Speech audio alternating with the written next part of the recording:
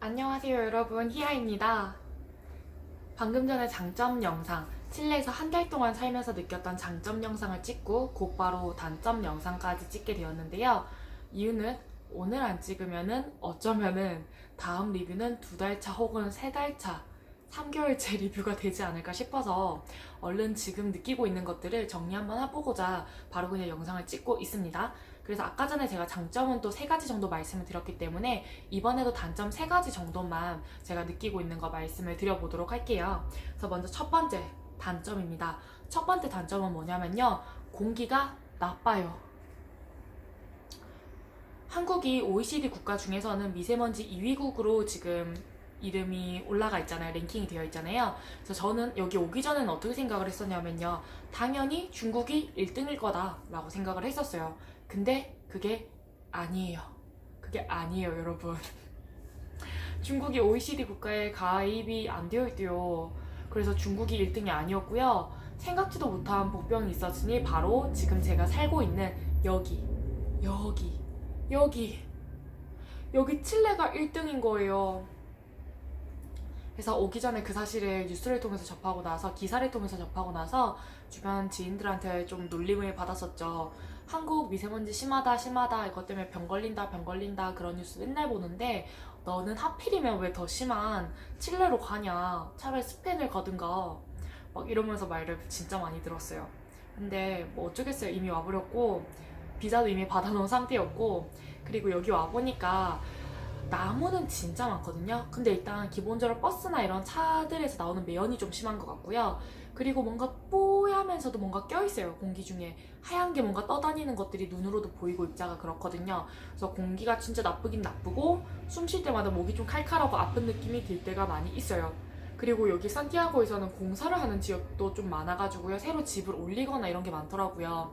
그래서 그런 것 때문에 그런 데 지나다닐 때는 더 힘들죠. 지하철 공사를 한다던가 집 공사를 하는 공간에서는요. 그래서 그런 것 때문에 좀 목이 약간 아플 수 있다. 그리고 좀 시야가 약간 뽀얄 수 있다. 미세먼지 때문인지 매연 때문인지 모르겠지만 좀 공기가 나쁜 건 사실이다라는 거예요. 그리고 더불어서 공기도 기본적으로 나쁘지만은 한 가지 제가 더 좀 불편하다고 느꼈던 부분은 사람들이 길을 걸어가면서 담배를 펴요.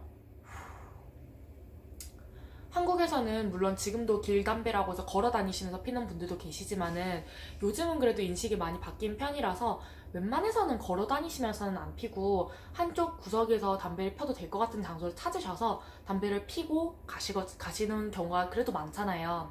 근데 실내에서는 대부분 여자든 남자든 뭐 남녀노소 할 것 없이 담배를 피우면서 이렇게 걸어가고요. 걸어가다가 담배를 이렇게 툭 떨고요. 툭 떨구면은 그 밑에 높낮이에는 딱 아이들 시선이 닿는 그 높이거든요. 근데 신경 안 쓰고 그냥 그러면서 걸어다가다가 또 담배 피우고 싶을 땐 담배 피우고 그리고 다시 이렇게 내려놓고 이러면서 왔다 갔다 반복을 하더라고요. 그래서 그런 것 때문에 비흡연자인 저 같은 경우에는 굉장히 조금 불편한 게 있는 것 같습니다. 그래서 어쨌거나 첫 번째 단점은 공기가 나쁩니다. 저는 서울 사람은 아니고 부산 사람이라서 부산이랑 비교할 때는 부산보다 좀 더 나쁜 것 같기도 하고요. 아무튼 안 좋은 건 사실이에요. 공기가 나쁩니다. 미세먼지 1위래요, 여러분. OECD 국가 중에서. 그리고 두 번째로 제가 생각하는 두 번째 단점을 말씀을 드리겠습니다. 두 번째는 이거는 이미 많은 분들이 알고 계시고 예상하고 계실 텐데요. 치안 문제예요.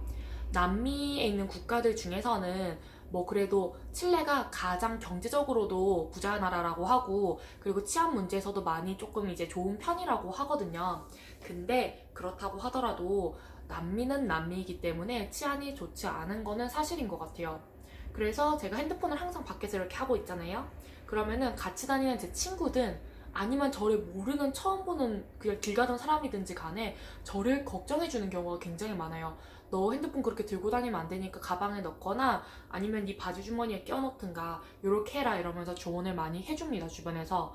그리고 제가 같이 친구들이랑 다닐 때도 핸드폰을 꺼내서 뭘 보고 있잖아요. 그럼 옆에 있는 사람이 더 불편해, 더 불안해하는 경우도 있어요. 계속 이렇게 주위를 살펴요. 핸드폰 좀 안 봤으면 좋겠는데 희야가 왜 자꾸 핸드폰을 보는 거야? 보지 좀 마. 제발 좀 넣어. 약간 이런 식으로 하면서 제 걱정을 엄청 많이 해주는 거죠. 그래서 그럴 때는 이제 친구가 불안해하니까 핸드폰을 넣어놨다가 나중에 보고 약간 이런 경우는 있는 것 같아요. 그리고 또 제가 며칠 전에 바로 이번 주 일요일이네요. 지금이 수요일인데 일요일 저녁에 일요일이 여기는 5월 12일 일요일이 그 엘디아 데 마드레라고 해가지고 어머니의 날이라는 게 있어요. 한국에서는 그 부모님의 날, 어버이날이 하루로 통합이 되어 있는데 여기는 어머니의 날이 따로 있고 또 아버지의 날이 따로 있는 것 같더라고요.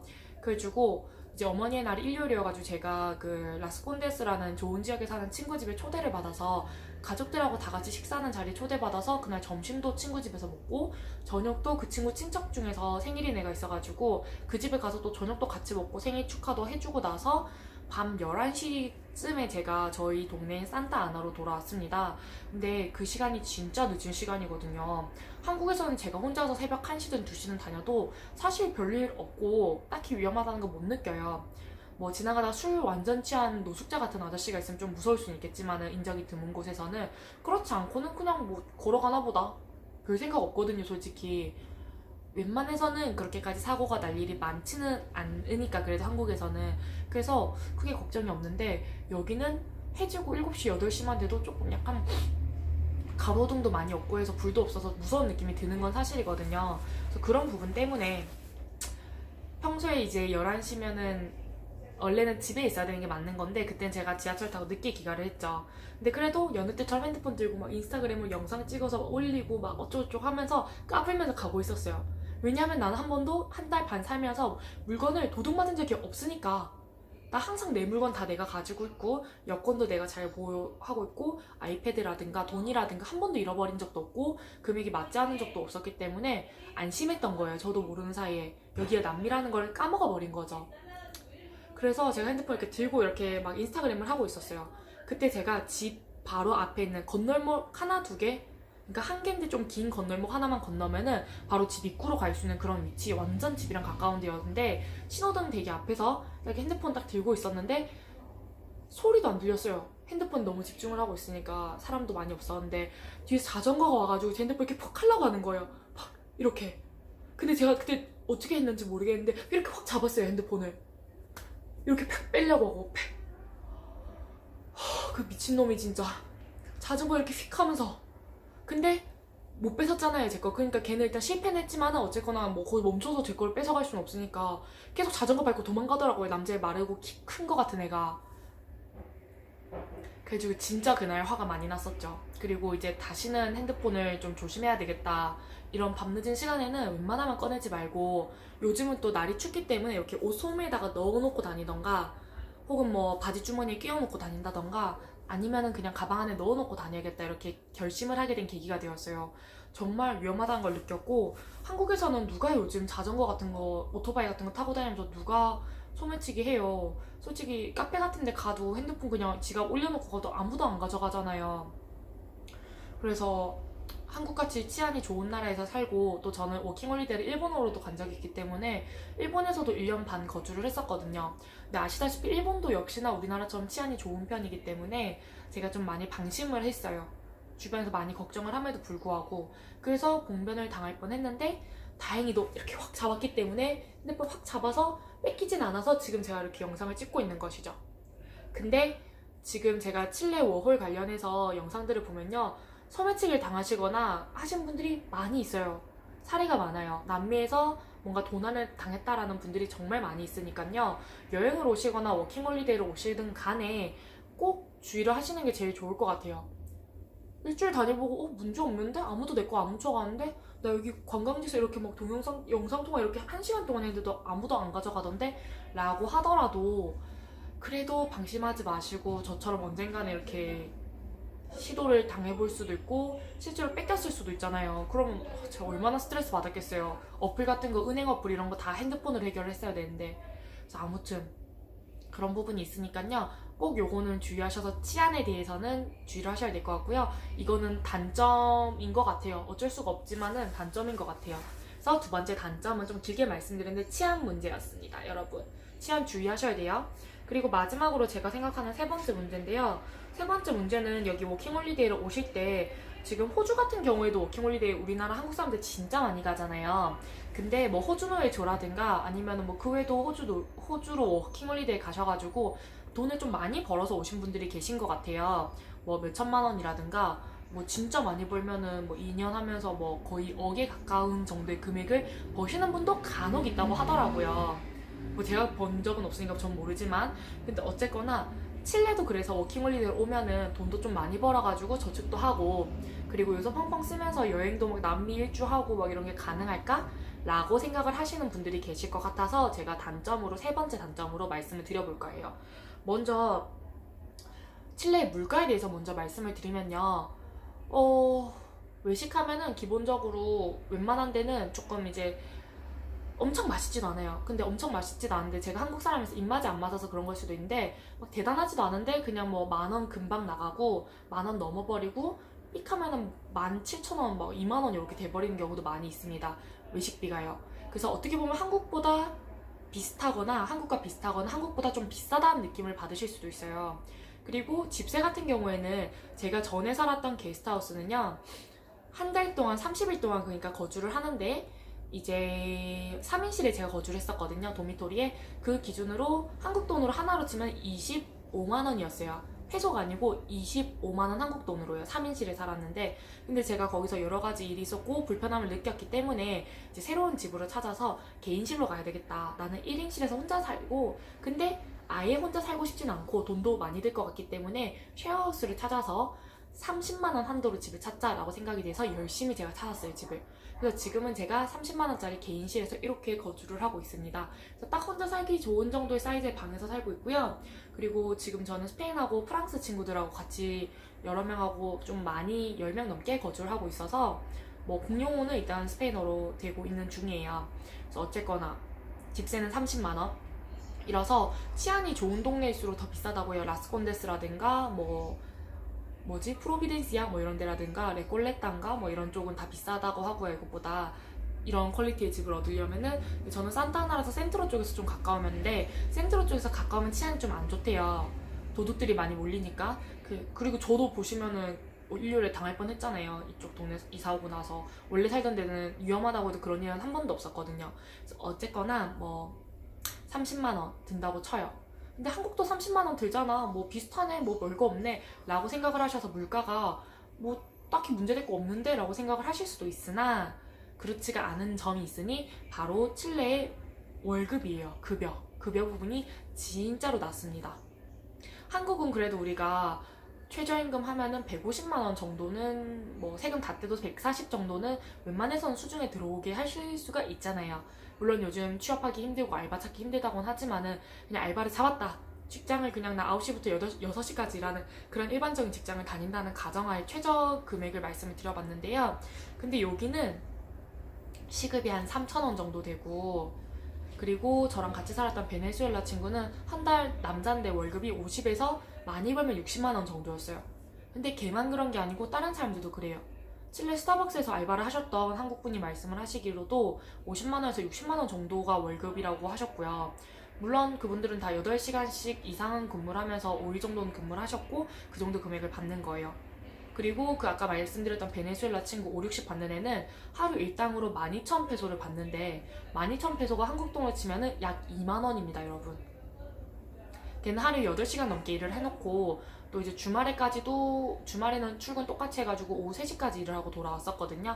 근데 뭐 하루 대충 쳐보면은 2만 원 정도 벌고 있는 거예요. 그게 모이니까 2만 원이 모여서 50에서 60만 원 정도가 되는 거고요.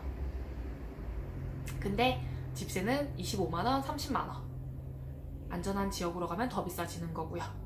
상식적으로 그러면은 외식비랑 이런 거는 우리나라보다 비슷하거나 우리나라보다 조금 더 비싸기 때문에 당연히 50, 60 가지고는 충분치 않겠죠. 우리가 뭐 밥만 먹고 살 수 있는 것도 아니고. 그래서 결국에는 슈퍼마켓에 가서 직접 요리를 하지 않으면은 5, 60 가지고는 생존하시기가 좀 힘듭니다. 그리고 남미 다른 지역을 여행 간다거나 하는 건 꿈도 못 꾸겠죠. 그 월급만 가지고는요. 그리고 추가로 적금을 들겠다. 이런 건 역시 어려울 수밖에 없는 문제고요.